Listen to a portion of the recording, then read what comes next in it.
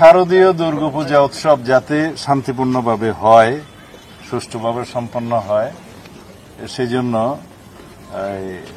বাংলাদেশ পূজা উদযাপন পরিষদ এবং ঢাকা মহানগরী পূজা উদযাপন পরিষদ যৌথভাবে আমাদেরকে আমন্ত্রণ জানিয়েছে যথেষ্ট সময় আগে। যেহেতু পূজা উদযাপনের সময়টা সম্ভবত 27 তারিখ থেকে শুরু হবে নাকি? 27 তারিখ থেকে শুরু হবে। হ্যাঁ, আজকে কত তারিখ? আজকে হচ্ছে 7 তারিখ। তো যথেষ্ট সময় আগে আমরা কেন আসলাম?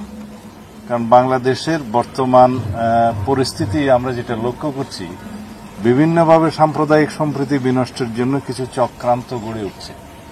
এমনকি স্বধর্মের মধ্যেও বিভিন্ন রকমের এমন কিছু ঘোলাটে পরিস্থিতি সৃষ্টি করছে, যার সবকিছুর একটা উদ্দেশ্য হচ্ছে বাংলাদেশের শান্তিপূর্ণ পরিবেশ বিনষ্টের মধ্য দিয়ে আগামী নির্বাচনকে যাতে বাধাগ্রস্ত করতে পারে।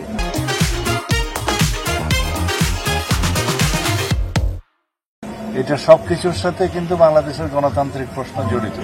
তো সেই জন্য আমরা মনে করেছি যে যথেষ্ট সময় আগে থেকেই যেন আমরা এগুলোর বিষয়ে সতর্কতা অবলম্বন করি এবং সহযোগিতার হাত বাড়াই।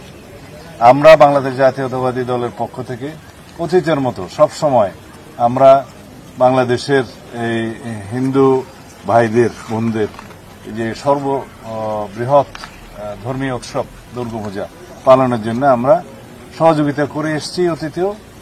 আপনারা জানেন গত বছর সরকারের পাশাপাশি বিএনপির সর্বস্তরের নেতাকর্মীরা সমস্ত জায়গায় সারা বাংলাদেশে এই দুর্গাপূজা উৎসবের সমস্ত দিনে পাহারায় রত ছিল এবং সবাই সহযোগিতা করেছে, সর্বোত্তম সহযোগিতা করেছে।